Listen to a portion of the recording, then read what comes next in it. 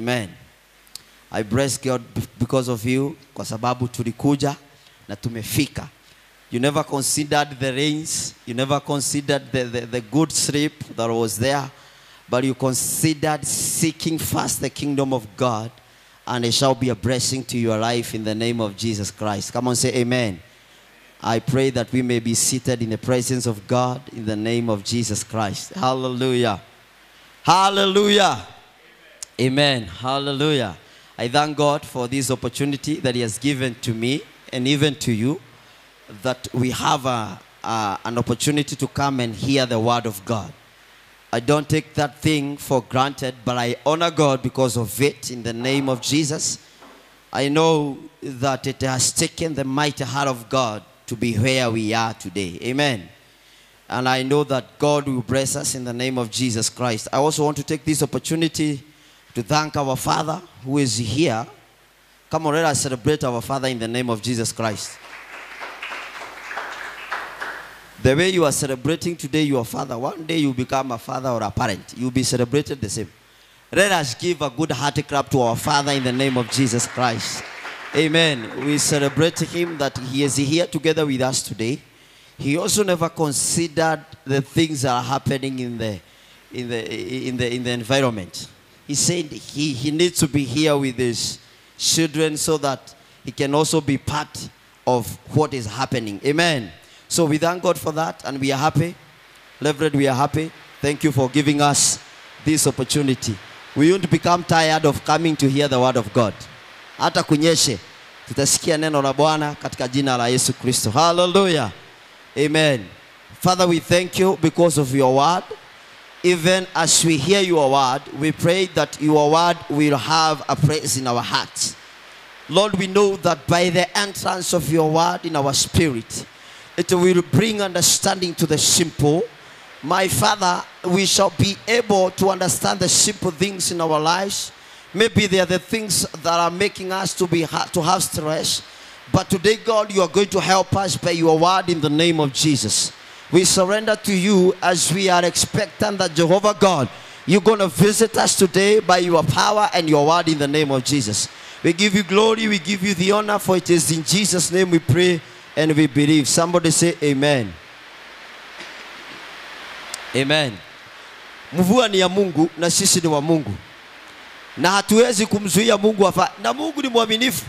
God is faithful. Aliashiria kutoka saa 1 mvua ikaisha mpaka saa 2 na dakika 10. Ili ajue wale vijana ambao wako serious kutafuta uso wa Bwana. Na wale ambao wako serious walikuwa wanajua ya kwamba hayo masaa inafaa kukua na Mungu. Hayo masaa inafaa kukua katika ufalme wa Mungu. Wakawa wamefika. Wakati walipofika akafungulia tena mvua. Kaendelea. Bwana Yesu asifiwe. We are blessed because we came on time in the name of Jesus Christ. Say amen. Amen. Hallelujah. Last Sunday I started a topic by the name faith, and we spoke. We had a time to speak concerning faith, and we said a few things. I'm going to rush very fast because I want us to continue and finish today in the name of Jesus. Tulisema ya kwamba now faith is a substance of things hoped for and evidence of things not seen. And we said that the equation of God has got two things. The equation of God, if you have to see results in your life, they have to have two things. Like the way we were being taught in the primary level, that 1 + 1 is equals to 2. So for you to get the result number 2, you must have 1 + 1. The result of answered prayer, or the result of the things that we are yearning for, is we shall receive them by number 1, the result of having faith, and number 2, the result of having the trust in the Lord.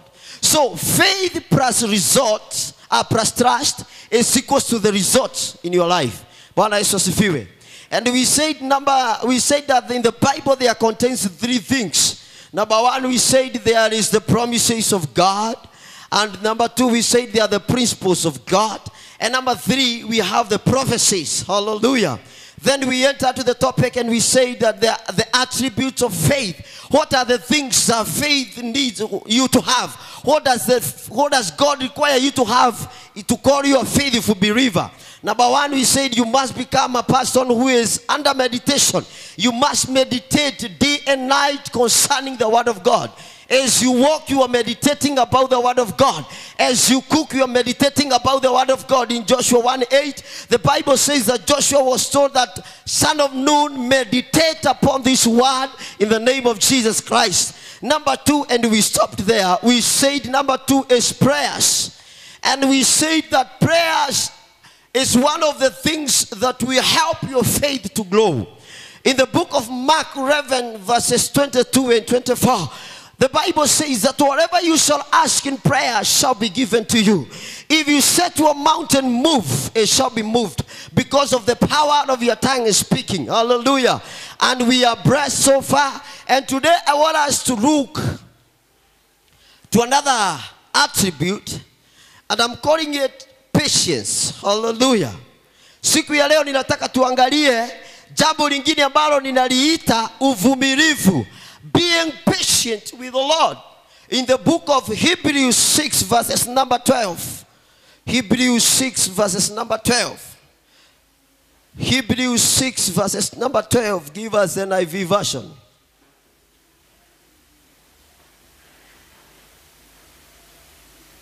NIV.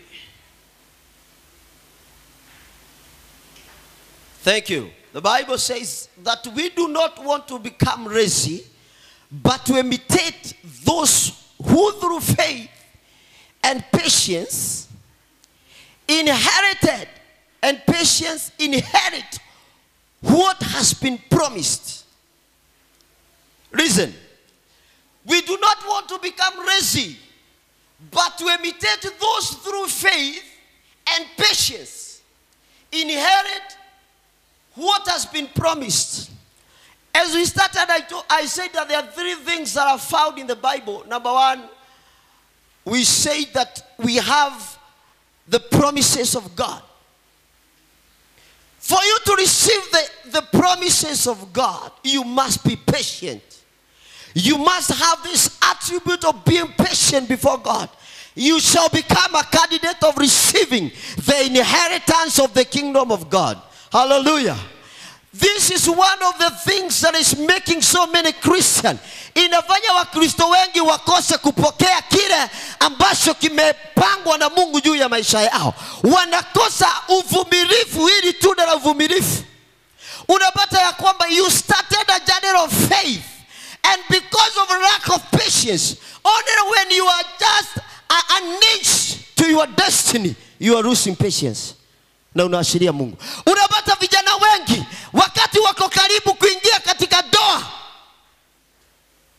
wakati wako karibu kuolewa na kuoa, wanatupa patience, uvumilivu kwa Mungu. I pray that God is going to give us the spirit of patience in the name of Jesus Christ. In everything that we are doing, we shall be patient. Because when you are patient, you have an attribute of faith in you, that you are patiently waiting for God to manifest in your life. Hallelujah. You are waiting for God to be seen in your life. You are waiting for God to be seen. Unapata vijana wengine kwa sababu wamekosa kazi, anafikiria ya kwamba sasa juu nimekosa kazi naweza tafuta kisposa. Kwa kukosa kumtumainia Mungu, kukosa kuvumilia Mungu. Kidogo tu Mungu amfungulie mlango. Kidogo tu Mungu atende jambo.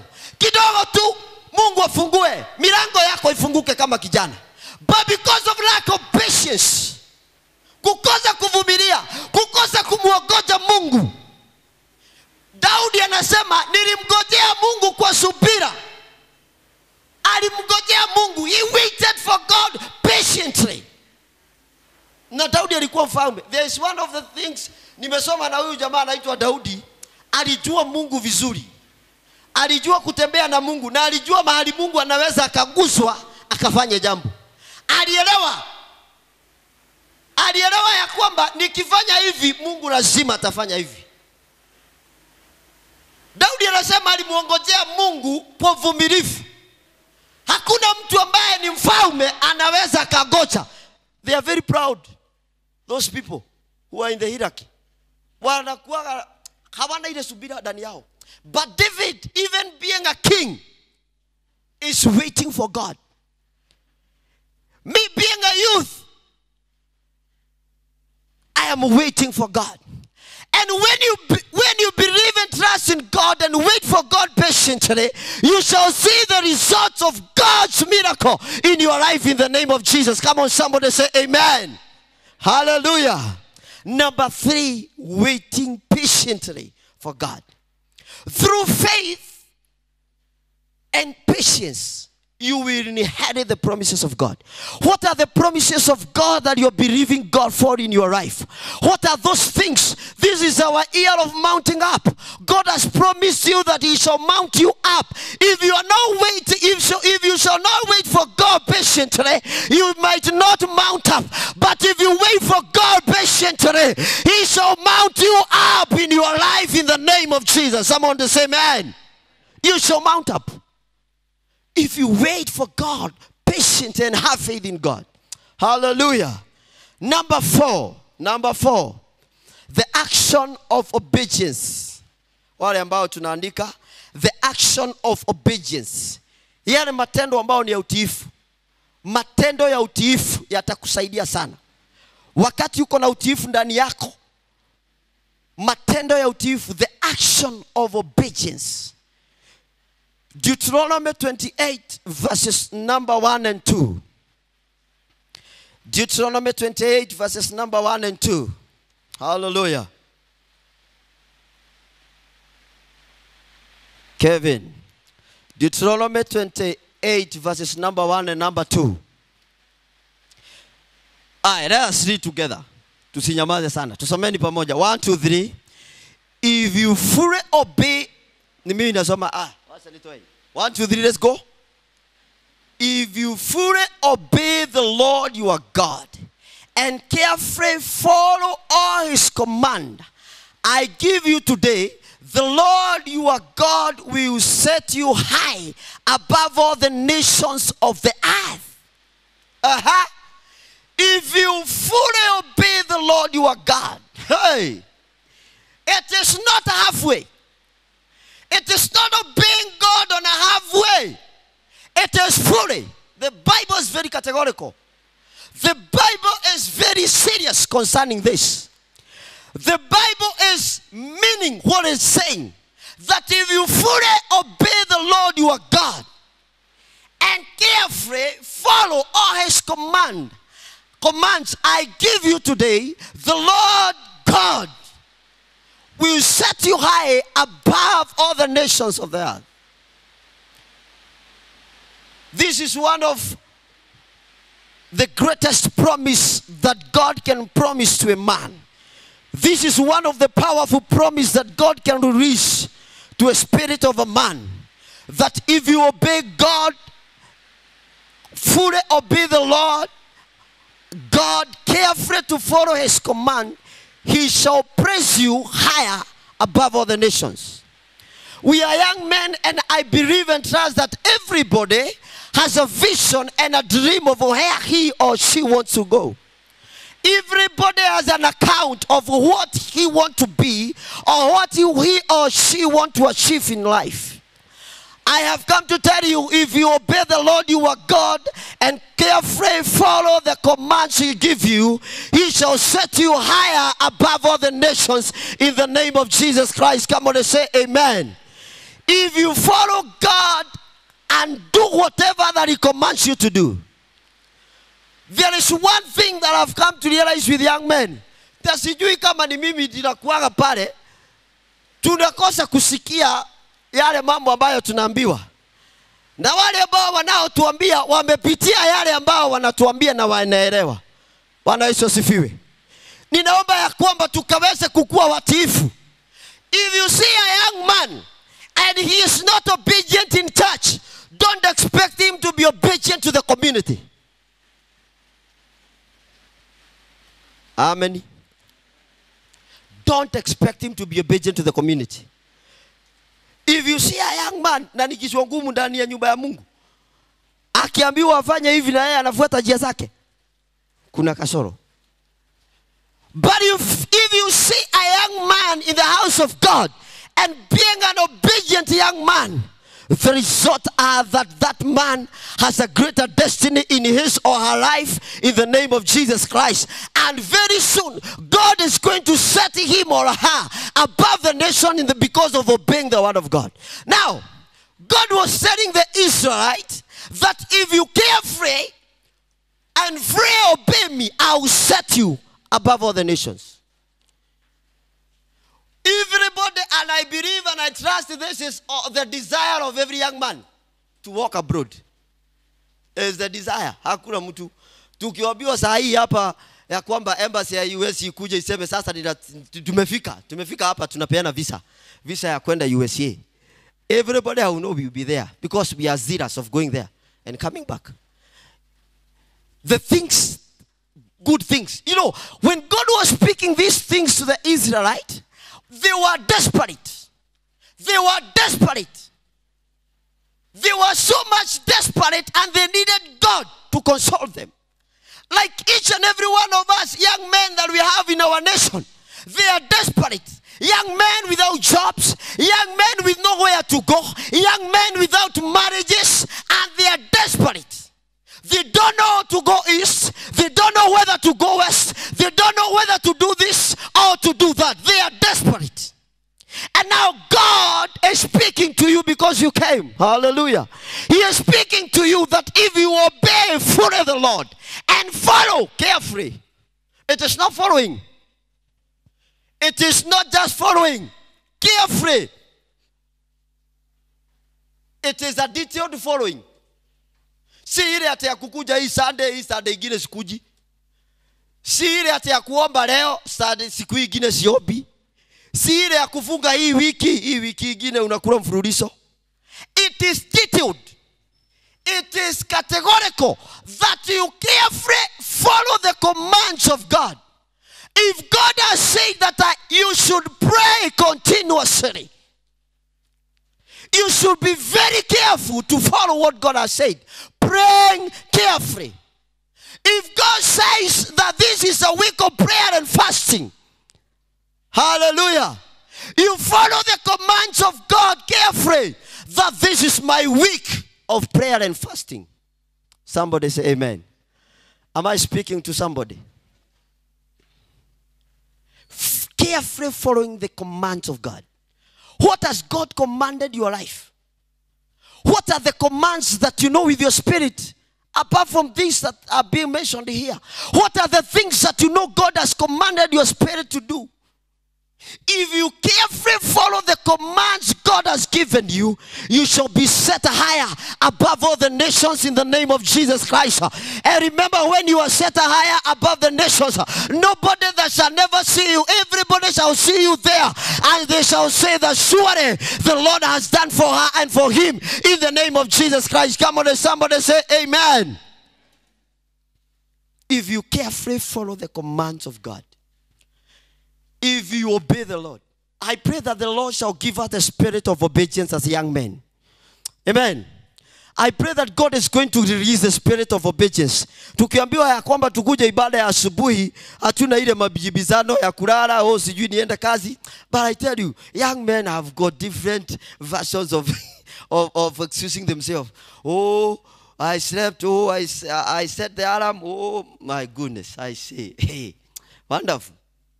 My alarm did not call me. Oh, now if you ask them next Saturday, they will tell you, oh, the rains were so heavy. Oh, and God had given some space for you to come and hear the word of God. This is how you should know that this service is not a man service. It is a service of God. It is the Lord who spoke that we shall have a youth service. If God can make rains to stop for us to come into the house of God, and after we have entered, He anafungulia switch tena ya mvua, you should understand that this is a serious service. And there's something that God wants to you young men. And there's something that God wants to instill into your heart and your spirit, so that your future will not be the way it is. Your future will not be the way the devil had planned. Your future will become better in the name of Jesus Christ. Come on, somebody say amen. Patience, number 5. Patience. I'm finishing with that. patience. Attributes of faith. These are the things when you speak of faith that you are having, you should have these things. Number 5 is thanksgiving. Philippians 4 verses number 6. Philippians 4 verses number 6. Thank you. Do not be anxious about anything, but in everything by prayer. Number 1. In everything by prayer, petition, with thanksgiving, present your request to God. Let me look for a Swahili version. Waza nitafute nini ya Kiswahili. Inaelezea vizuri. Philippians 4 verses number 6. The Bible says, musijisubue. Listen. Musijisubue kwa jambo lolote, bali katika kila jambo kwa kuomba. Number 1. Sikia.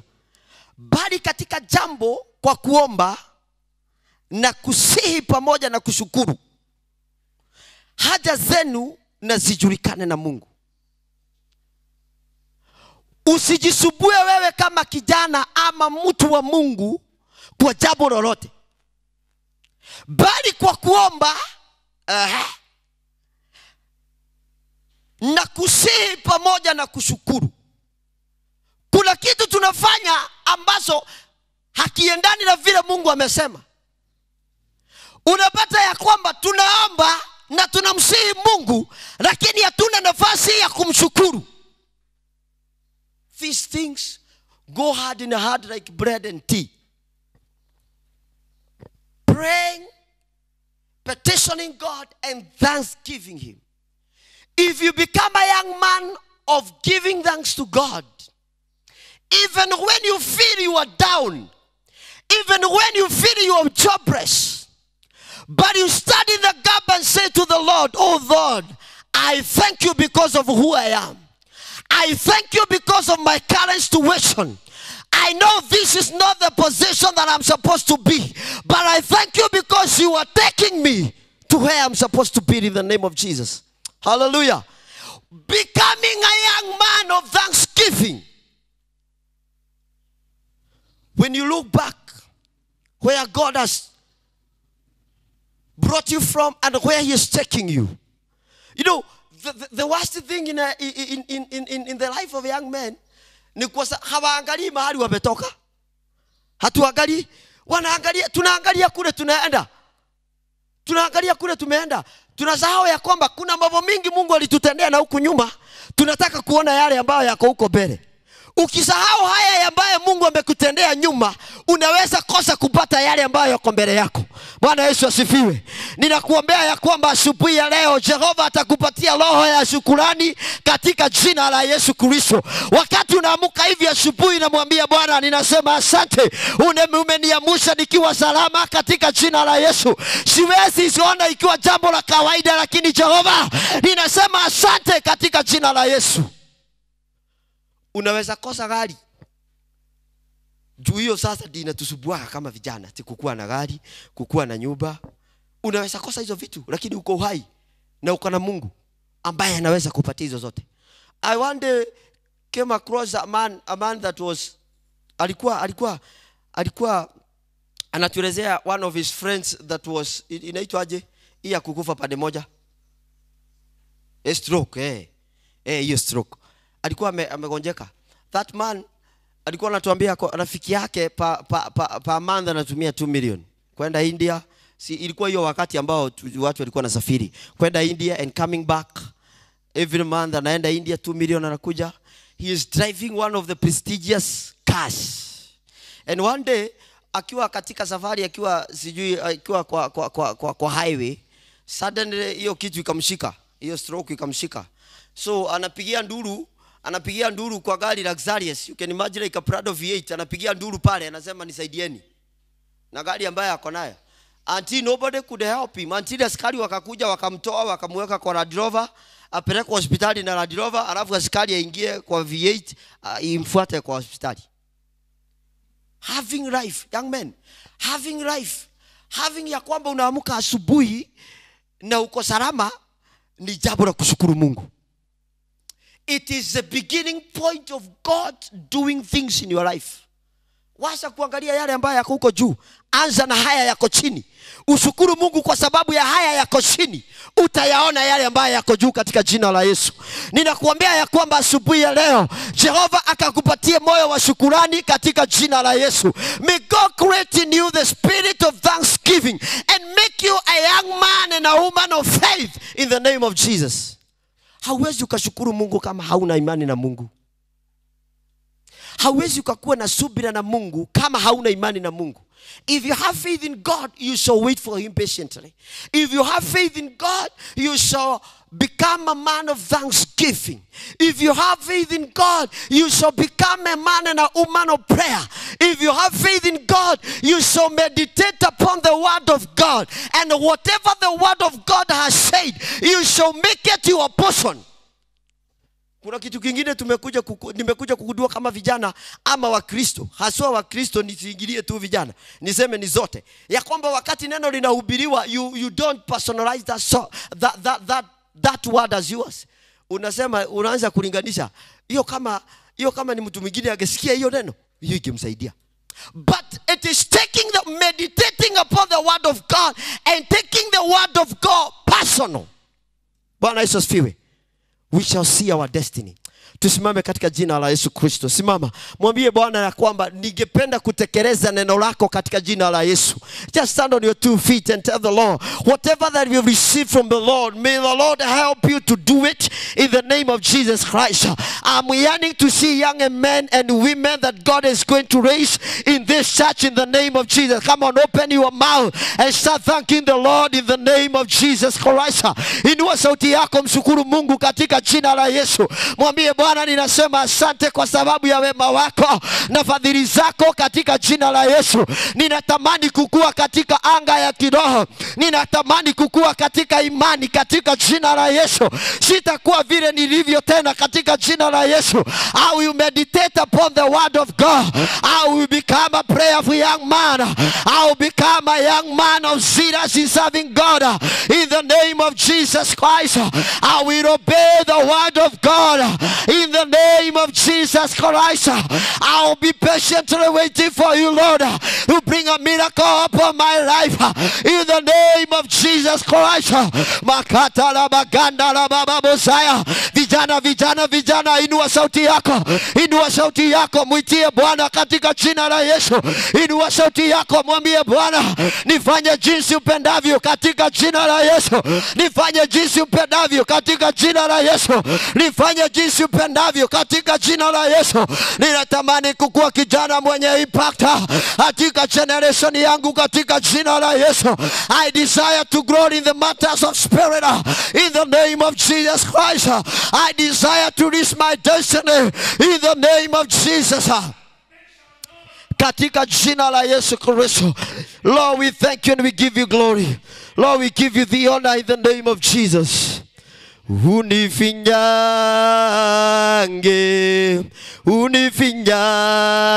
Unifinyange, unifanye kuwa kama upendavyo. Unifinyange, osema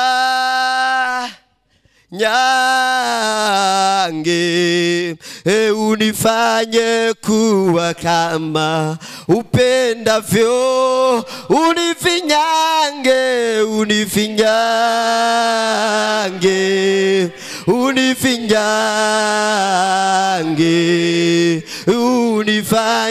kuwa kama unifinyange, sema unifinyange, unifanye kuwa kama upenda. Oh, mimi ni wako, mimi ni wako, mimi ni wako, Oh, unifanye kuwa kama upendavyo. Baba, tunasema ya kwamba tunatamani utufinyange na neno lako katika jina la Yesu. Kama vijana tunatamani kukua na kuingia kiwango kingine cha maisha katika jina la Yesu. Tunajipeana kwako Bwana. We surrender to you, Jehovah Lord, that our Father and our God, as your word is, we shall live it in the name of Jesus. As your word is settled in the heaven, Jehovah God, we shall meditate upon your word in the name of Jesus. We shall become zealous of obeying your word in the name of Jesus. We shall walk in the ways of uprightness in the name of Jesus. We give you glory because of your word. We give you glory because your word will do something in our life for your glory. In the name of the Father, Son, and the Holy Spirit, we pray and we believe. Somebody say amen. Somebody say amen in the name of Jesus Christ. Hallelujah. Amen.